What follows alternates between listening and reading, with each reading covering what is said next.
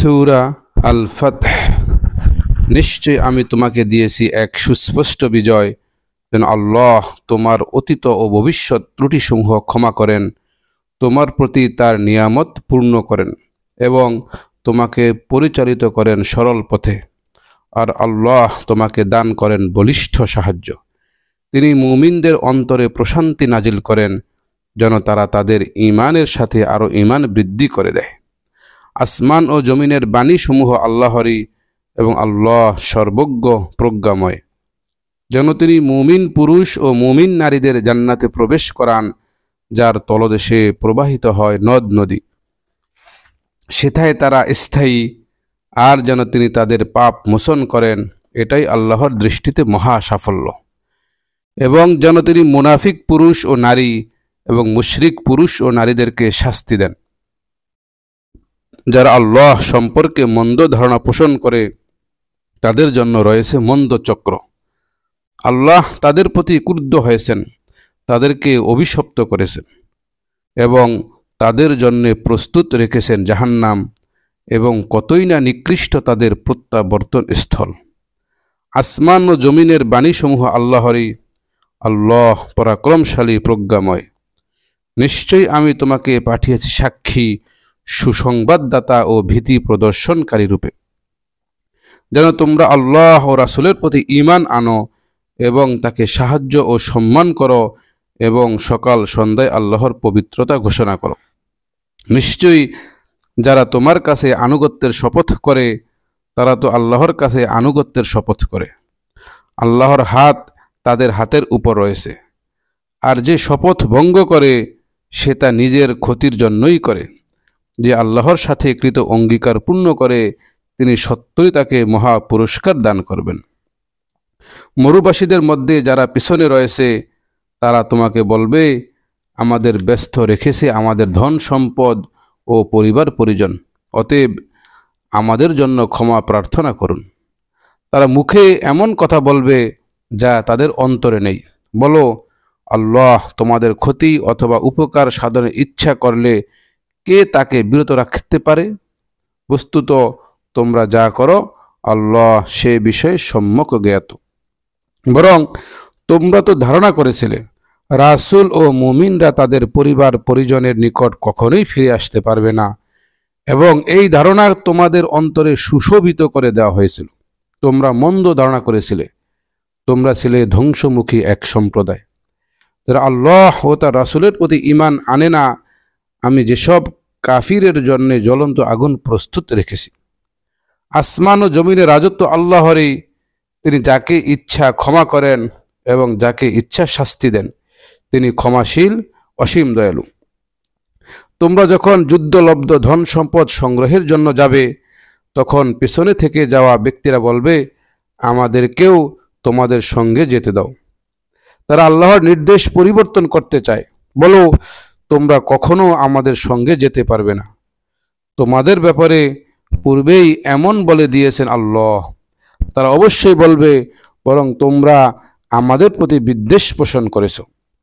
বস্তুত তারা সামান্যই অনুধাবন করে।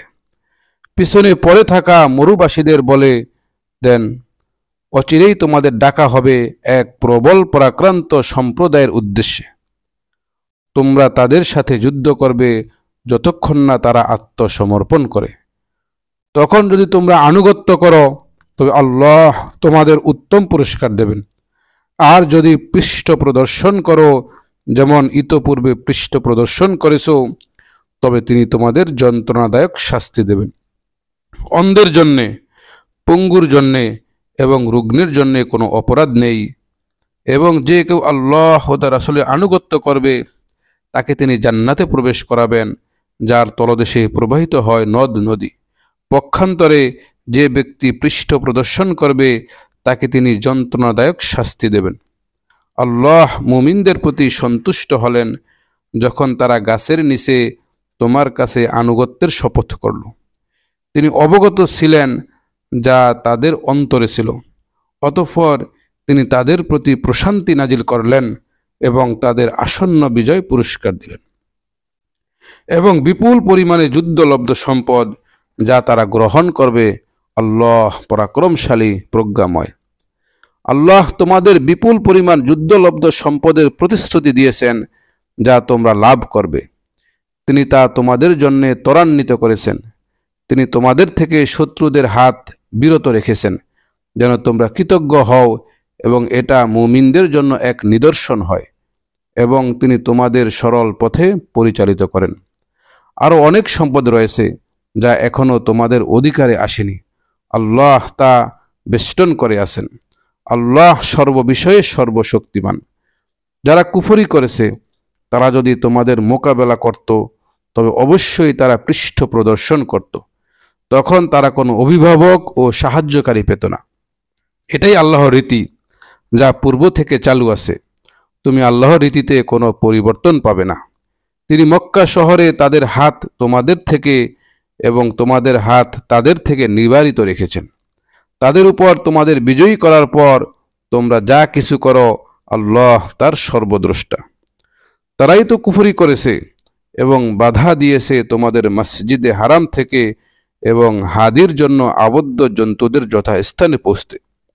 যদি না থাকতো মক্কায় কাফিরদের মাঝে কিছু সংখ্যক মুমিন পুরুষ ও মুমিন নারী, যাদের তোমরা জানতে না, সেক্ষেত্রে তাদের তোমরা পদদলিত করে ফেলতে। অতঃপর তাদের কারণে তোমরা অজ্ঞাতসারে ক্ষতিগ্রস্ত হতে। এজন্য মক্কা বিজয়কালে সরাসরি যুদ্ধের অনুশর্ত দেওয়া হয় নাই, যেহেতু আল্লাহ যাকে ইচ্ছা তার রহমতে প্রবেশ করান। কিন্তু যদি তারা মুমিনরা পৃথক হতো, তবে আমি অবশ্যই তাদের মধ্যে যারা কাফির তাদের যন্ত্রণাদায়ক শাস্তি দিতাম। যারা কুফরি করেছে তারা যখন তাদের অন্তরে মূর্খতা যুগের অহমিকা প্রদর্শন করল, তখন আল্লাহ তার রাসূল ও মুমিনদের উপর তার প্রশান্তি নাজিল করলেন এবং তাদের জন্য সংযম ও তাকওয়ার দায়িত্ব অপরিহার্য করে দিলেন। বস্তুত তারাই ছিল এর অধিকতর যোগ্য ও উপযুক্ত। আল্লাহ সর্ববিষয়ে সম্যক জ্ঞাত। নিশ্চয়ই আল্লাহ তার রাসূলের স্বপ্নকে সঠিকভাবে সত্যে পরিণত করেছেন। আল্লাহ চাহেন তো তোমরা অবশ্যই মসজিদে হারামে প্রবেশ করবে নিরাপদে, কেউ মাথা মণ্ডিত এবং কেউ কেশ কর্তিত অবস্থায়। তোমরা কাউকে ভয় করবে না।